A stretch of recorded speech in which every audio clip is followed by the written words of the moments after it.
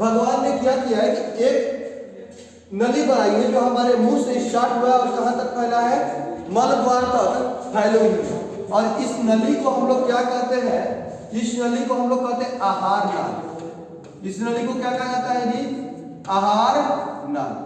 आहार नाल इसकी लंबाई यदि देखा जाए तो 8 से 10 मीटर तक होती है।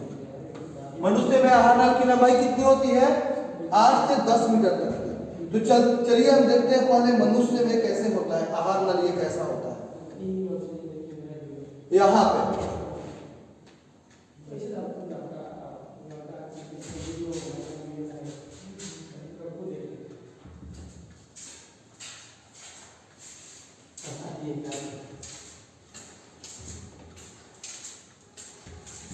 हम लोग को पढ़ना है मनुष्य की आहार नाल की संरचना के बारे में।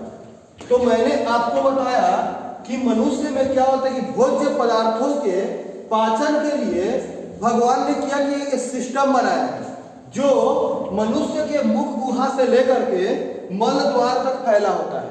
और ये पूरे संरचना को जो यहाँ से लेकर के यहाँ तक जो फैली हुई है उसको हम लोग क्या कहते हैं, आहार नाल कहते हैं। तो जो यहाँ से लेकर के यहाँ तक जो संरचना है इसको कहा जाता है आहार नाल।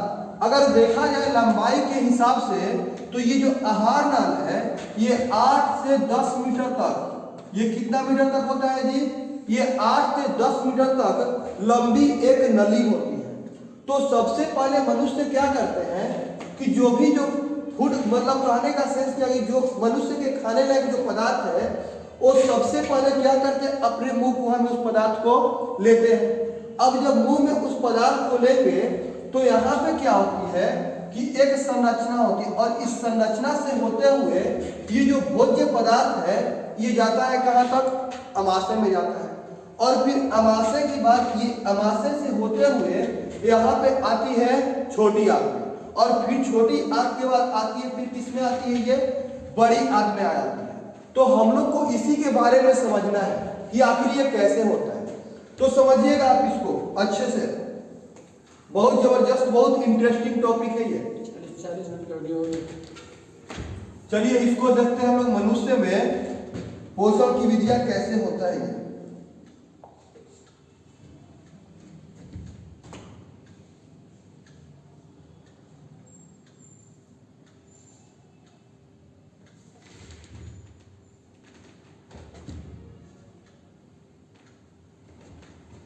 हाँ समझिएगा मनुष्य में पोषण। तो देखिए पोषण का मतलब ऐसा नहीं, आप कभी इस बात को मत सोचिएगा कि हम लोग को खाने पीने से एनर्जी मिलती है। खाने पीने से एनर्जी नहीं मिलती है। पोषण का मतलब क्या हुआ कि आप जो भी खाद्य पदार्थ या भोज्य पदार्थ जो आप ग्रहण किए, उस ग्रहण किए हुए भोज्य पदार्थ को तोड़ देना।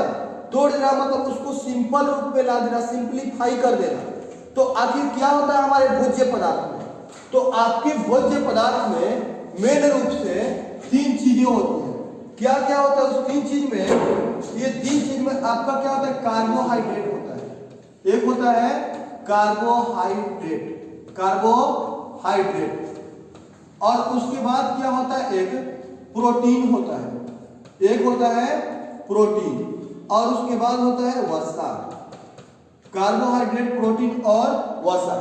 आप इस 3 चीज को तोड़ना सीख गए, मतलब आप बहुकोशिकीय जीवों में पोषण की विधियां को समझ गए।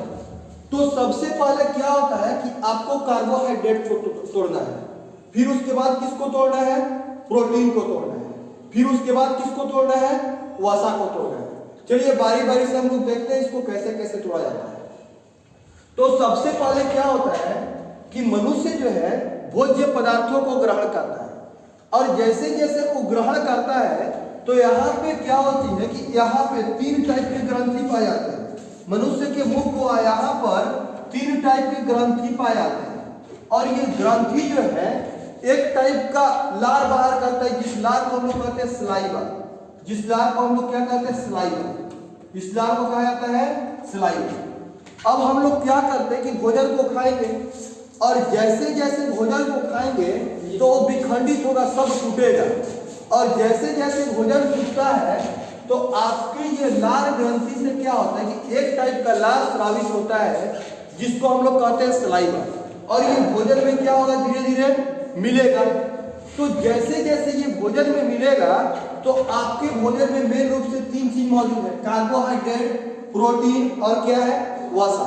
आप बोलिएगा सर इतना ही चीज मौजूद होता है, नहीं बच्चे इतना ही चीज मौजूद नहीं होता है। इसके अलावा हमारे भोजन में कुछ विटामिन, कुछ मिनरल्स भी मौजूद होते हैं। तो पहले फिलहाल हम इसको समझ लेते हैं। तो ये सलाइवा क्या करता है कि आप जो भी भोजन खा रहे हैं, आपके जो भोजन में जो कार्बोहाइड्रेट जो मौजूद है उसको चेंज करता है। किस में चेंज करता है जी, ग्लूकोज में चेंज करता है, ग्लूकोज में चेंज करता है। कौन चेंज करता है कि आपके जो लार ग्रंथि से जो लार स्रावित हुआ है वही चेंज करता है।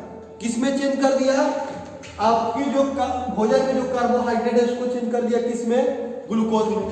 अब क्या होता है कि भोजन जो है यहां से जाएगा, धीरे धीरे धीरे धीरे यहां से जाएगा। अब देखिए यहाँ पर एक और स्ट्रक्चर होता है और यहाँ पर ये क्या होगा कि एक प्रोसेस होगा। ये क्या होगा, कभी फूलेगा कभी पिचकेगा, फूलेगा पिचकेगा।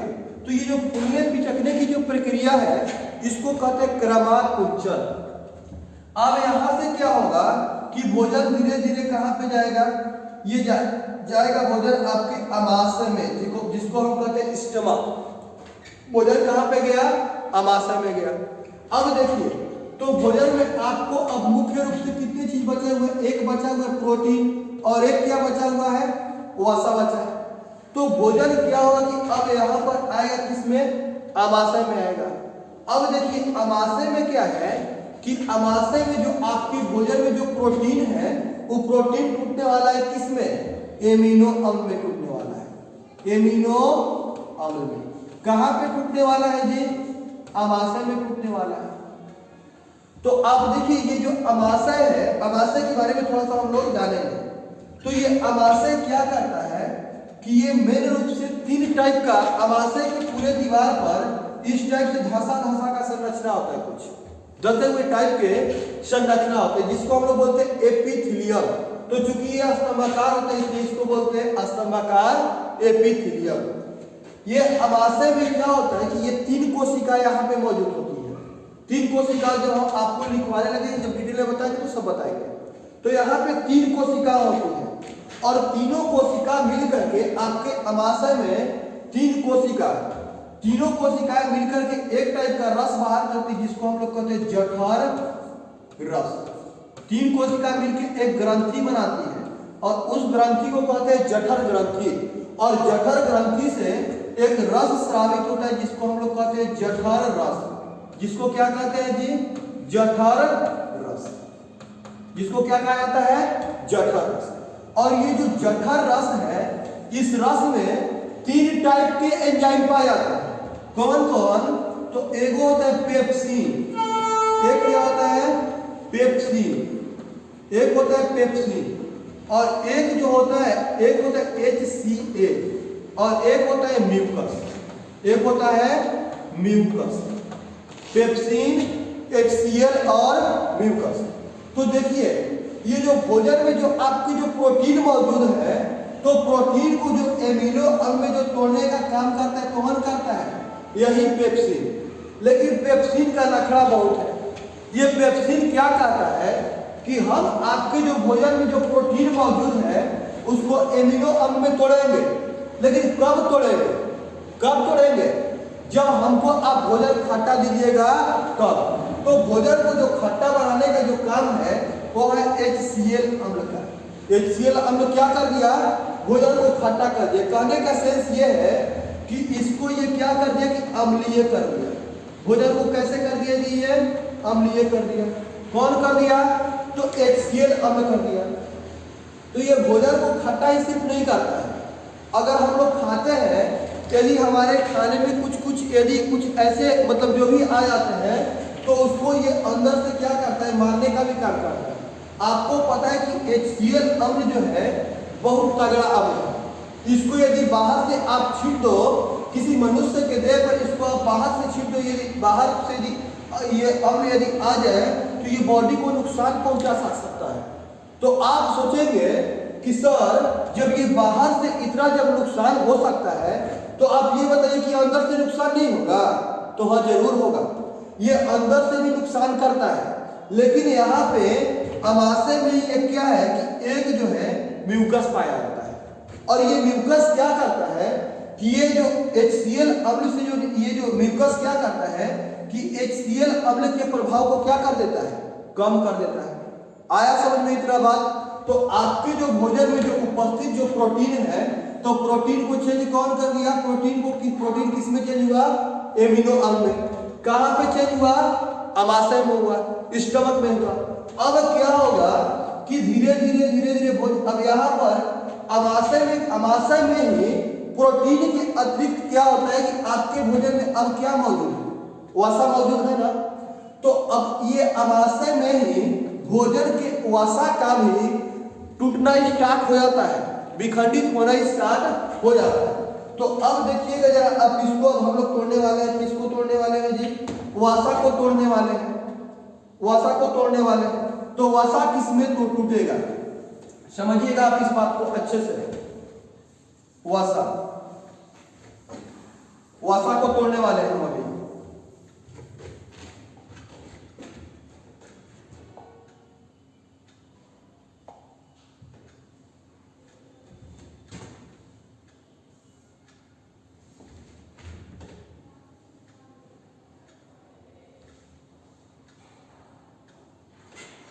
हाँ समझिए, अभी हम तोड़ने वाले हैं किसको जी?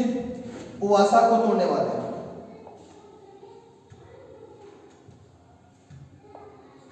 वसा, तो वसा जो टूटता है, वसा ये टूटता है वसा युक्त अम्ल। ये टूटता है वसा युक्त अम्ल। या किसमें टूटता है? ये ग्लूकोज में टूटता है। वसा युक्त अम्ल या ग्लूकोज, वसा युक्त अम्ल, ग्लूकोज नहीं सॉरी, वसा युक्त अम्ल या ग्लिसरॉल। या किसमें टूटता है? ग्लिसरॉल में। वसा युक्त अम्ल या ग्लिसरॉल। अब देखिए यहां पे ये कैसे टूटेगा? वसा युक्त अम्ल या ग्लिसरॉल में तोड़ना है इसको।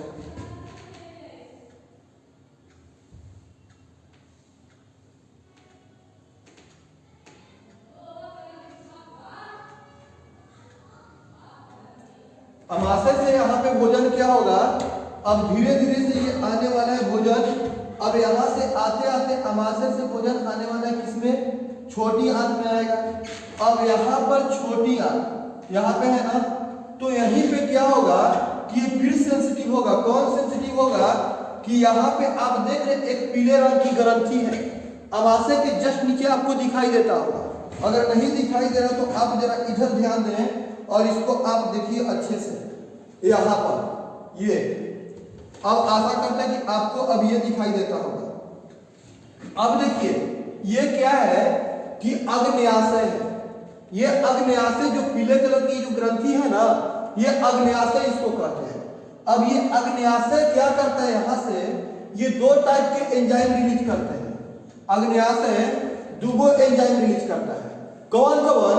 तो एगो आपको रिलीज करने वाले अग्न्याशय, एक तो रिलीज करने वाला है कौन कौन? एक रिलीज करेगा आपका लाइपेज। क्या रिलीज करने वाला है? लाइपेज। एक लाइपेज रिलीज कर दिया। और दूसरा जो रिलीज करने वाला है, ये देने वाला है, एक है ट्रिप्सिन।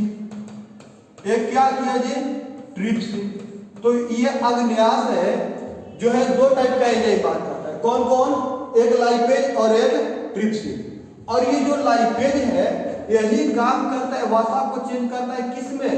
वसा युक्त अम्ल या एक को कहते हैं हम लोग ग्लिसरॉल। आया समझ में? तो लेकिन लाइपेज क्या करता है? लाइपेज कहता है कि जब प्रोटीन का, जब पेप्सिन का इतना नखरा है तो मेरा नखरा नहीं होगा। तो लाइपेज भी क्या कहता है कि उसको जब भोजन खट्टा मिलता है तो हमको जो है आप भोजन कैसा दीजिए? थोड़ा कड़वा दीजिए। तो ये भोजन को कड़वा कौन बनाता है? तो जरा देखिए, आपको यहाँ पे दिखाई देता होगा, ये है यकृत, जिसको कहते हैं लीवर। ये लीवर क्या कहता है कि दो टाइप के जूस बाहर करता है। एक जिसको बोलते हैं पीत जूस, एक बोलते हैं पीत जूस, और एक होता है पीत लवण। एक क्या कहलाता है जी? पीत लवण। अब देखिए ये जो पीत जूस है ये क्या करेगा कि भोजन को क्षारीय बनाने का काम करेगा। और जैसे ही भोजन आपका क्षारीय बन जाता है तो लाइपेज उस पर अपना काम करना क्या कर देगा, स्टार्ट कर देगा। आया समझ में?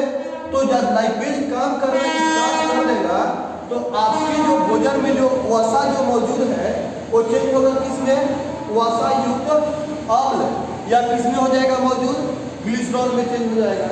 अब देखिए यहाँ पर दो एंजाइम और बच गए, एक बच गया तो हमारे पीट जूस, और एक क्या बच गया कि यहाँ पर ट्रिप्सिन बच गए। आशा करते हैं आपको दिखाई देता होगा। तो ये ट्रिप्सिन देखिए तो जरा कि ट्रिप्सिन जो है लग रहा है कि पेप्सिन से मिलता जुलता है, नहीं लग रहा है ये। तो ये ट्रिप्सिन क्या करता है कि जो भोजन जो पेप्सिन से जो बच जाते हैं, पेप्सिन क्या किया कि भोजन में जो उपस्थित जो प्रोटीन है, प्रोटीन को चेंज किया किसमें, एमिनो अम्ल में। अब जो देखिए तो पेप्सिन से जो बचा खुचा जो भोजन है उस पर काम कर देता है कौन, ट्रिप्सिन काम कर देता है।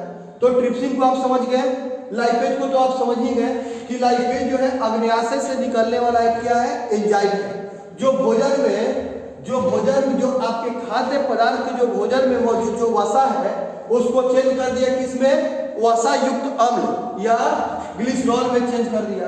अब ये पीत लवण क्या करता है, ये विखंडन का काम करता है। जो भोजन वहां से वहां तक आया तो भोजन क्या होता है कि एक लंबा टाइप का संरचना बन जाता है। तो जो तोड़ने का जो काम करता है कौन करता है जी, ये जो तोड़ने का जो काम करता है यही है किसका काम, पीत लवण का काम। आया समझ में आपको? तो ये जो भोजन को जो तोड़ने का काम ये कौन करता है, पीत लवण कर दिया। अब देखिए आगे आप समझिएगा, इतना हम लोग सब क्या कर चुके, अच्छे से इसको तोड़ दिए। अब तोड़ लेने के बाद क्या होता है, यहां पर तोड़ने के बाद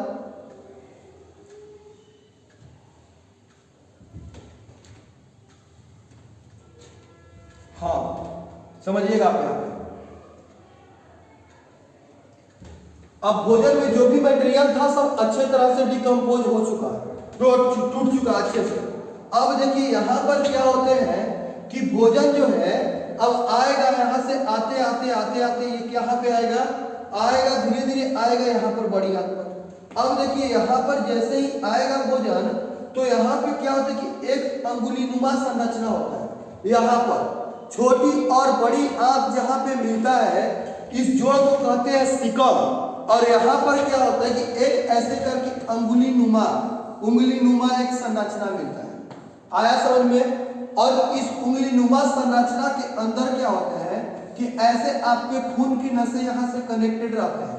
कहने का सेंस क्या है कि ब्लड वेसल्स यहाँ से कनेक्टेड रहते हैं, और ये ब्लड वेसल्स के द्वारा जो भी आपका कार्बोहाइड्रेट टूट के गया ग्लूकोज में आ गया, यहाँ पर प्रोटीन के द्वारा जो एमिनो अम्ल टूटा यहाँ पे आ गया, वसा के द्वारा जो वसा युक्त अम्ल जो ग्लिसरॉल टूटा वो यहाँ पे आ गया।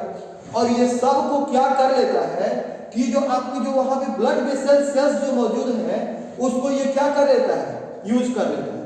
तो इस टाइप से हमारे शरीर में क्या हुए कि भोजन का क्या हो जाता है, पूरा अच्छे तरह से भोज्य पदार्थों का अंतर्ग्रहण हो जाता है, और जितना पदार्थ जो भी है मटेरियल वो सब क्या हो जाता है, अच्छे से टूट जाता है। आया आपको समझ में? अब देखिए यहाँ पर क्या होता है, फिगर में यहाँ पे नहीं है कि मनुष्य में यहाँ पे क्या होता है कि एक टाइप का ये रहता है जिसको बोलते हैं अपेंडिक्स।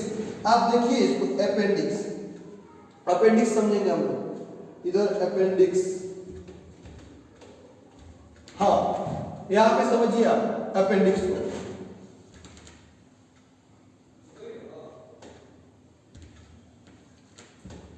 अपेंडिक्स ये देखिए यहाँ पे ये है आपका अपेंडिक्स। ये क्या होता है यहाँ पर कि पहले जब मनुष्य क्या हुआ करते थे, आदि मानव हुआ करते थे, तो उस समय आदमी क्या करते थे, मनुष्य क्या करते थे कि वो लोग घास फूस खाया करते थे। तो जब घास फूस खाया करते थे तो उस घास फूस को पचाने के लिए बहुत तगड़े एंजाइम की आवश्यकता होती थी। तो जो बहुत तगड़ा जो एंजाइम निकालने का जो काम करता था वही काम था किसका, अपेंडिक्स का। आया समझ में? तो ये अपेंडिक्स क्या करता था कि वहां से इस एंजाइम को क्या करता था, बाहर करता था। और जब इस एंजाइम को बाहर करता था तो ये एंजाइम क्या कर देता था, उस जो घास फूस जो खाए उस पर क्या करता था, काम करना अपना स्टार्ट कर देता था। आप बोलेंगे कि सर जी आज भी अपेंडिक्स काम करेगा, तो जी नहीं, अब ये क्या है कि हमारे शरीर का एक क्या है, अवशेषी अंग बन चुका है। और कोई चीज हमारे शरीर में विकसित होना है तो लाखों करोड़ों वर्ष उनके बाद होता है। जैसे आप देखिए, आपके शरीर में जो मौजूद जो पहले पूंछ था, पूंछ देखिए अपने शरीर का, तो पूंछ जो है, तो अब हम लोग का पूंछ काम कर, क्योंकि पूंछ काम कर रहा, हम लोग पूंछ से काम लेना बंद कर दिया। तो काम लेना बंद कर दिया तो ऊपर वालों ने क्या कर दिया कि हमारे नेक्स्ट जनरेशन आते आते आते आते पूंछ को क्या कर दिया, समाप्त कर दिया। इसी टाइप से ये अपेंडिक्स है। अगर आप अभी भी घास फूस खाना स्टार्ट कर दे तो ये आपका अपेंडिक्स जो है क्या करेगा, काम नहीं करेगा। आया समझ में? तो ये हुआ मनुष्य में भोजन का क्या हुआ जी, शब्द हो गया पाचन। अब समझिएगा आप अच्छे से, अब हम लोग समझने वाले हैं टॉपिक को। अब चलिए हम मनुष्य के मुख से स्टार्ट करते हैं, मनुष्य के मुख गुहा से स्टार्ट करते हैं। मुख गुहा,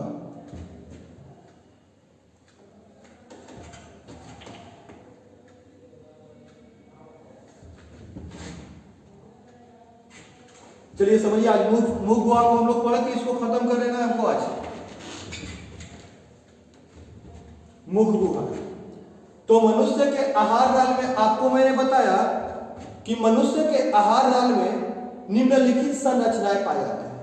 तो कौन कौन संरचना पाया जाता है, उसका जो पहला संरचना जो आहार नाल का है, सबसे पहला संरचना है मुख गुहा, मुख, जिसको हम लोग कहते हैं मुख। तो ये मुख क्या है कि मुख जो है, इस पर क्या होता है कि दो मांसल होठ होते हैं, और इस मांसल होठ में क्या होता है कि इसी मांसल होठ के थ्रू ये हमारे मुंह क्या होते हैं, बंद रहते हैं, और हमारे मुंह में निम्नलिखित संरचनाएं पाए जाते हैं। तो निम्नलिखित संरचना में यदि देखा जाए तो आपके मुंह में दांत पाया जाता है, और उसके बाद क्या पाया जाता है, जीभ पाया जाता है। तो चलिए सबसे पहले हम लोग देखिए दांत के काम के बारे में, मनुष्य का दांत। तो देखिए एक वयस्क मनुष्य में लगभग नहीं, एक वयस्क मनुष्य में 4 प्रकार के दांत पाए जाते हैं। कौन कौन? एक हो गया आपको इंसाइजर, एक क्या हो गया जी, इंसाइजर, जिसको हम लोग क्या कहते हैं, ये इंसाइजर हो गया, पाया जाता है। उसके बाद हो गया मोलर, उसके बाद क्या पाया जाता है, कैनाइन, फिर उसके बाद पाया जाता है प्रीमोलर। आया समझ में? तो ये जो आपको दांत जो दिखाई दे रहे 1 2 3 4, ये जो 4 जो दांत है इसको कहते हैं इंसाइजर। देखिए 4 जो दांत है ये क्या कहलाएगा, इंसाइजर। तो देखिए जरा कि 4 यहाँ पर, ये जो आपकी जो मसूड़े, जो नीचे वाले जो मसूड़े, इसमें 4 दांत, और देखिए तो 4 ऊपर में, तो 4 मिला करके पूरा इंसाइजर कितना हो गया जी, 8 हो गया इंसाइजर। आ रहा समझ में कुछ आपको? अब यहाँ पर क्या होते हैं, ये हो गया आपको प्रीमोलर। प्रीमोलर देखिए इस दांत को कहते हैं प्रीमोलर। अब देखिए प्रीमोलर इधर 2 और 2 इधर, मतलब एक जबड़े में यदि देखा जाए तो 4 दांत, तो दोनों जबड़ा में मिला के कौ दांत होगा, कितना दांत होगा जी, 8 दांत। तो प्रीमोलर कितना हो गया, 8 हो गया। अब मोलर को समझिए, ये जो दांत, जो लास्ट के दांत जो आप यहाँ पे दिखाई दे रहे हैं, जो आपको डायग्राम में, ये जो दांत है इसको कहते हैं मोलर। तो देखिए ये मोलर 3 गो इधर और 3 गो इधर, 3 एक जबड़े में कितना, 6, और दोनों जबड़ा मिला के कितना हो जाएगा जी, 12। तो प्लस कितना हो गया, 12 था। अब प्लस, अब देखिए ये कैनाइन, अब देखिए कैनाइन को, तो कैनाइन जो है एक इधर एगो इधर, एक मसूड़े में कौ गो, 2 गो, तो दोनों मसूड़ों में मिला के कौ गो दांत, 4 गो दांत हो गया। टोटल जरा दांत काउंट करके बताइए तो कितना दांत हुआ। देखिए 12 8 20, अब 20 और 12 कितना हो गया, 32 हो गया। तो सब मिला के एक वयस्क मनुष्य के मुंह में लगभग कितने दांत पाए जाते हैं, 32 दांत। और 32 में जो दांत है, कितने प्रकार के दांत होते हैं, 4 प्रकार के दांत होते हैं। तो यहां से आपको ऑब्जेक्टिव में 1 नंबर का क्वेश्चन पूछता है कि एक वयस्क मनुष्य में कितने दांत पाए जाते हैं। तो आप इस बात को कभी नहीं भूलेंगे, बोलेंगे एक वयस्क मनुष्य में 32 गो दांत पाए जाते हैं। आ गया समझ में आपको? तो मुंह के अंदर जो दांत का संरचना है, आशा करते हैं आपको अच्छे से समझ में आ गया होगा। चलिए अब टाइम ना पास करते हुए थोड़ा अब हम लोग समझ लेते हैं अपने जीव के बारे में थोड़ा। तो दांत से रिलेटेड जितना बात है थोड़ा सा एक और बात समझ लेते हैं।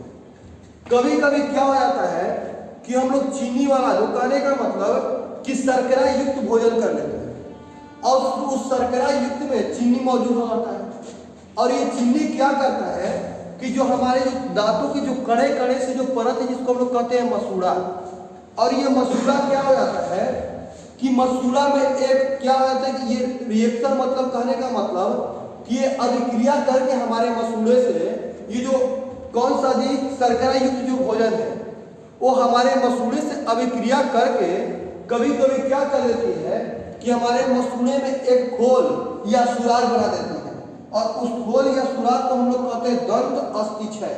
उसको क्या कहते हैं? दंत अस्थिक्षय। देखिए आप समझिए इसको, दंत अस्थिक्षय। तो दंत अस्थिक्षय में क्या हो जाता है कि हमारा जो दांत है सड़ने लगता है, उसका अस्थि क्षय होने लगता है, तो इसको हम लोग क्या बोलते हैं? दंत अस्थि।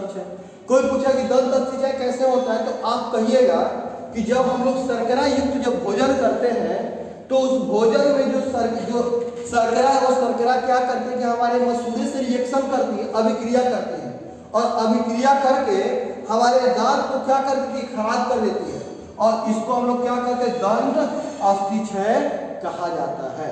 आया समझ में? अब डॉक्टर के पास जाते हैं, डॉक्टर ये आपका दांत को कबार के फेंक देता है, हो गया यहाँ पे, ये हो गया दंत अस्थिक्षय। आप समझ गए? अब देखिए आप समझिएगा, आपके मुंह में दांत पाए जाते हैं, दांत के बारे में हम लोग पढ़ लिए।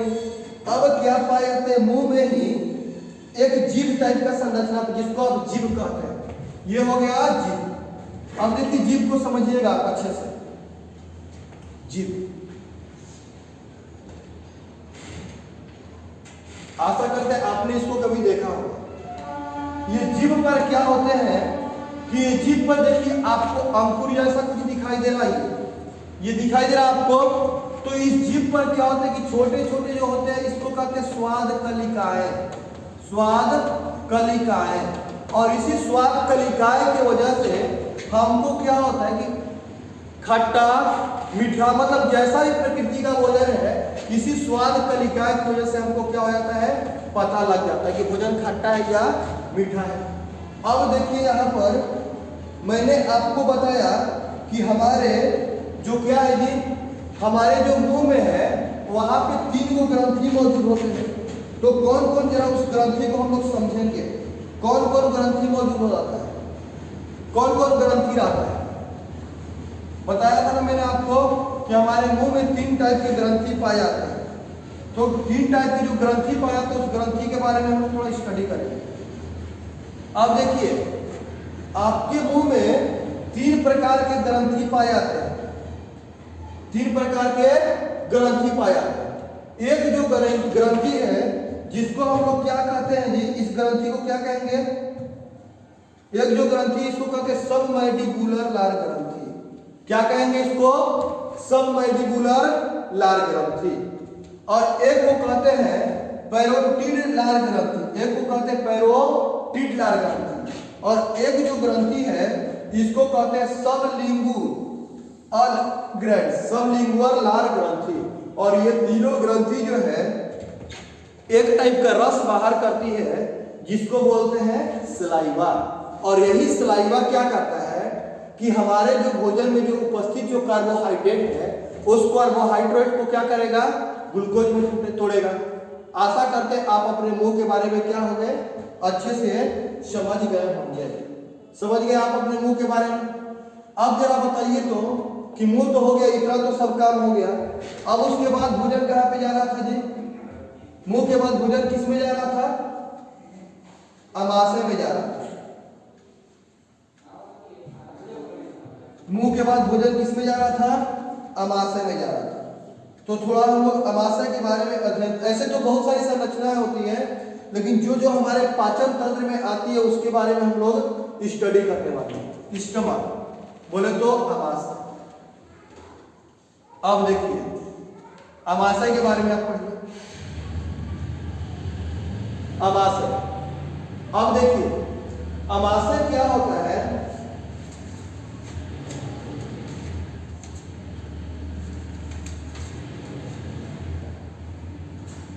मैंने आपको बताया था कि अमाशय में जो होता है, ये आपके अमाशय जो है 3 टाइप में बटे होते हैं, 3 पार्ट में बटे होते हैं।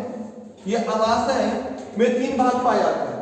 एक जो भाग है, उसका जो पहला भाग है उसको हम लोग कहते हैं कार्डिएक। उसको क्या कहते हैं जी? कार्डिएक। पहले भाग को कार्डिएक कहते हैं। और जो अंतिम वाला जो भाग है उसको कहते हैं पाइलोरिस, पाइलोरिक। और जो नेक्स्ट जो पार्ट है उसको कहते हैं फंडिक। जो बीच वाला जो पार्ट है उसको कहते हैं फुंडिक। और ये तीनों मिल करके ये अमाशय के 3 पार्ट हैं। और ये अमाशय क्या करते हैं कि मैंने आपको पहले ही बताया कि अमाशय जो है 3 प्रकार के एंजाइम को बाहर करती है। कौन कौन? ये अमाशय के ऊपर मैंने आपको ये भी बताया था पहले कि अमाशय के ऊपर ये पूरा धसे से क्या होते हैं? संरचना पाए जाते हैं। और ये सब संरचनाएं मिल करके एगो ग्रंथि का निर्माण कर रही थी, जिसको हम लोग क्या कहते थे? जठर ग्रंथि कहते थे। और ये जठर ग्रंथि से एक प्रकार का लाभ स्रावित होता है, जिसको हम लोग कहते हैं जठर रस। और ये जठर रस में तो ये मैंने आपको बता दी कि मैं आपको अमाशय पढ़ाऊंगा तो उस ग्रंथि के बारे में, मतलब जो कोशिकाएं पाई जाती है उस कोशिका के बारे में बताएंगे आपको। तो कोशिका कौन कौन पाया जाता है कि पहला जो कोशिका है उसको बोलते हैं अम्लजन कोशिका। पहला कोशिका को क्या कहते हैं जी? अम्लजन कोशिका। पहला कोशिका को अम्लजन कोशिका। एक और कोशिका आता है जिसको बोलते हैं जाइमोजिन। जाइमोजिन कोशिका, अम्लजान जाइमोजिन। और ये जो 3rd नंबर जो कोशिका है, 3rd नंबर कोशिका को हम लोग क्या कहते हैं? म्यूकस या श्लेष्मा। म्यूकस कोशिका, म्यूकस कोशिका है, म्यूकस कोशिका है। और ये तीनों कोशिका मिल करके क्या करती है? ये एक जो है क्या करती? एक ग्रंथि का निर्माण करती है, जिसको बोलते हैं जठर ग्रंथि।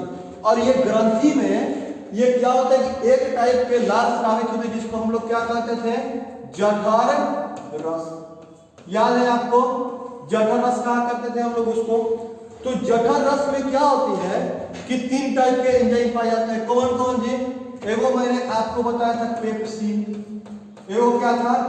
पेप्सिन। और एगो क्या था जी यहाँ पर? पेप्सिन। और एगो क्या था? HCl। और एक क्या था? म्यूकस। यही 3 चीज पाए जाते थे एंजाइम।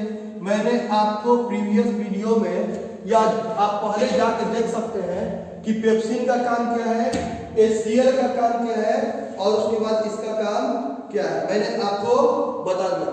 मैंने आपको जो नहीं बताया था उसके बारे में थोड़ा समझिए। मैंने आपको क्या नहीं बताया था। अब देखिए, तो प्रोटीन का पाचन कहां पे होता है? प्रोटीन एमिनो अम्ल में कहां पे टूटता है? तो प्रोटीन पे जो एमिनो अम्ल जो है वो कहां पे टूटता है?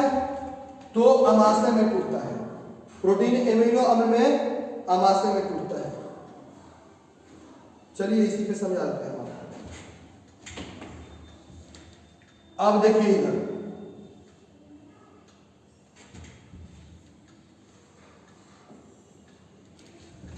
अब यहां पर अमाशय में क्या होगा कि कभी कभी मनुष्य क्या होता है कि लंबे समय तक भूखे रह जाता है।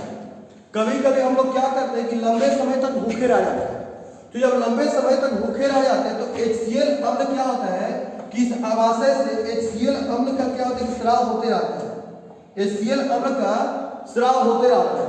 और HCl अम्ल के स्राव की वजह से ये क्या होता है कि अमाशय के दीवार पर एक घाव सा निकल जाता है। इस अमाशय की दीवार पर एक घाव निकल जाता है। इस घाव को हम लोग क्या कहते हैं? पेप्टिक या अल्सर कहते हैं। आ गया समझ में आपको? अमाशय के बारे में आप समझ लीजिए।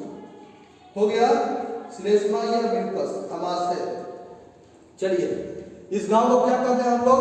पेप्टिक या अल्सर कहते हैं। अमाशय कितने भाग में बटा होता है? 3 टाइप में। कौन कौन आपको दिखाया मैंने अभी। अब देखिए, आप समझिए नेक्स्ट। अमाशय के बाद भोजन कहां पे आएगा जी? अमाशय के बाद भोजन आता है छोटी आंत में। अमाशय के बाद आने वाला है भोजन किसमें? छोटी आंत में।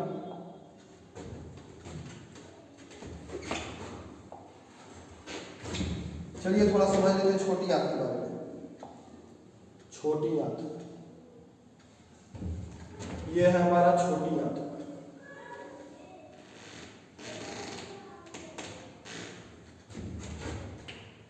हो गया हमारा स्मॉल इंटेस्टाइन, ये हो गया स्मॉल छोटी आंत।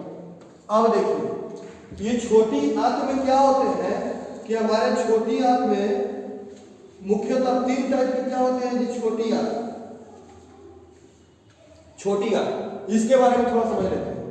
तो ये छोटी आंत क्या होते हैं कि ये सिर्फ नाम के लिए छोटी आंत है, लेकिन अगर देखा जाए, मैंने आपको दिखाया कि हमारे शरीर में जो है आहार नाल की लंबाई लगभग 8 से कितना मीटर होती है, 10 मीटर होती है आहार नाल की लंबाई।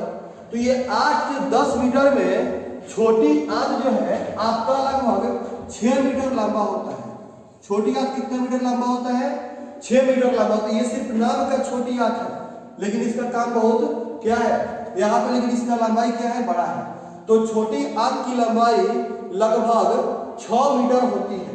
इसमें क्या होता है छोटी आंत में कि 3 टाइप के, ये 3 भागों में बटा होता है।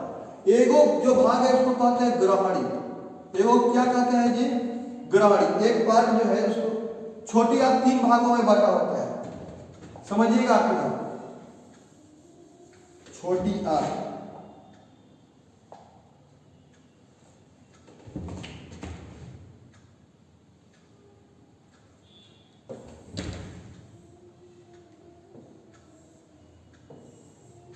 छोटी आंत 3 भागों में बटे होते हैं। इसका जो पहला भाग है उसको कहते हैं हम लोग ग्रहणी।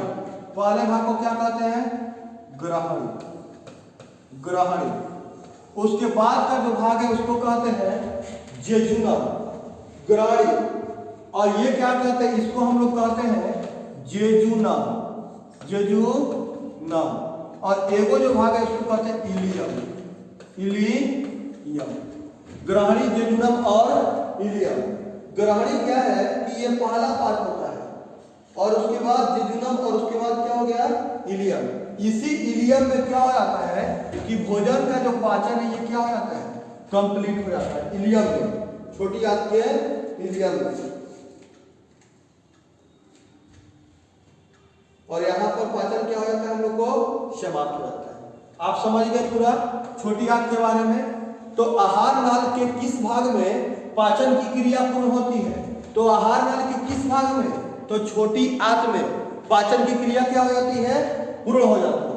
अगर कोई पूछेगा कि छोटी आंत के किस भाग में पाचन की क्रिया पूर्ण होती है, तो छोटी आंत का यदि देखा जाए तो छोटी आंत का सबसे बड़ा भाग होता है इलियम, और इसी इलियम में भोजन का पाचन क्या हो जाता है जी, पूर्ण हो जाता है। समझ गए आप, आशा करते हैं आप समझ गए होंगे। एक और बात कि मांसाहारी जो जंतु है उसमें छोटी आंत की लंबाई जो है छोटा हो जाता है।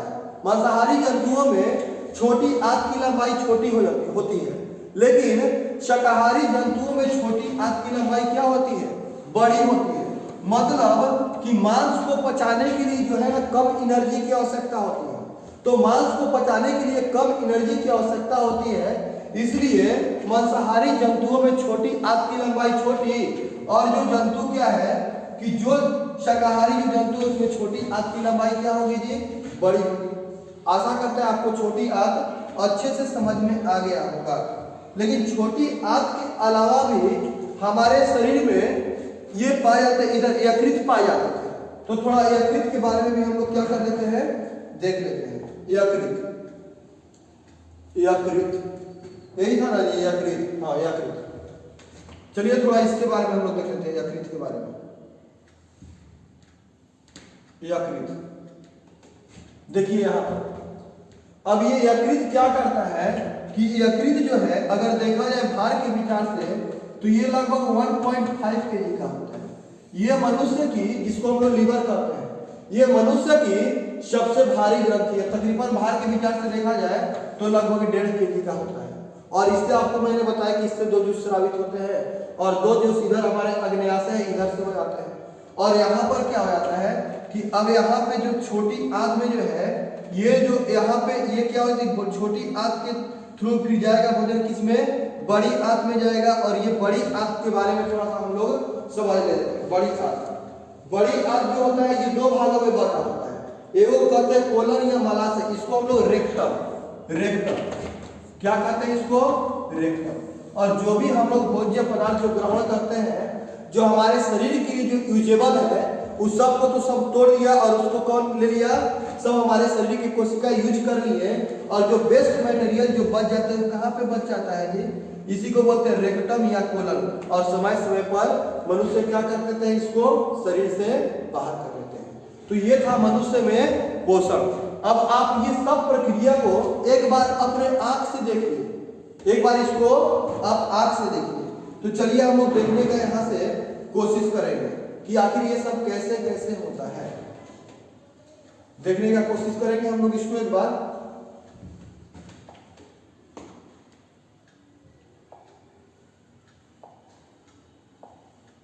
चलिए देखने का कोशिश करेंगे। ये क्या कर दिए महाशय कि ये भोजन को लिया अपने कहां पे, मुंह में। अब देखिए भोजन यहाँ पे आया पेरिंग्स के पास, और ये यहाँ से होते हुए ये भोजन कहाँ पे गया जी, अमाशय में गया।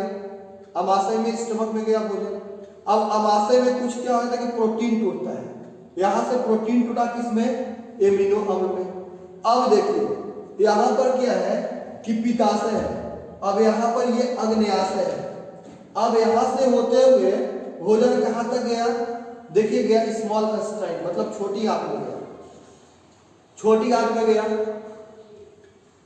अब देखिए यहाँ छोटी आंत से भोजन जो भी हुआ अब चला आ रहा है, कहाँ पे आएगा भोजन, अब देखिए यहाँ पे आया भोजन, कहाँ पे जाएगा, बड़ी आंत में गया, भोजन गया बड़ी आंत में। अब देखिए जो अपचा अवशिष्ट पदार्थ ये जो काई में बच गए, ये जाके इसी रेक्टम में क्या होता है, एनस में संचित हो गया। इसी के साथ आपका आज का ये चैप्टर खत्म, और आप बने रहिए मां शारदा कोचिंग सेंटर के साथ। आशा करते हैं आपको किसी चैप्टर में कोई प्रॉब्लम, कोई परेशानी नहीं होगी। तो चलिए एक बार थोड़ा सा क्वेश्चन को देख लीजिए। तो हमारे खाद्य पदार्थ में मेन रूप से क्या क्या पाया जाता है, कार्बोहाइड्रेट, प्रोटीन और वसा। प्रोटीन पर काम कौन करता है जी, तो प्रोटीन पर काम करता है पेप्सिन, आया समझ में। और उसके बाद जो वसा है, वसा पर कौन काम करता है, लाइपेज। तो आप बने रहिए मां शारदा कोचिंग सेंटर के साथ। और हाँ, लाइक, सब्सक्राइब और कमेंट करना मत भूलिएगा, क्योंकि समय समय पर आपके पास नोटिफिकेशन जाता रहता है। और हाँ, आप अच्छे से बने रहिए, आपको लॉकडाउन या किसी की वजह से कोई परेशानी नहीं होने वाली है, जहां चाहे वहां रहे। चलिए इसी के साथ आज का ये वीडियो लेक्चर हम लोग क्या करते हैं, खत्म करते हैं।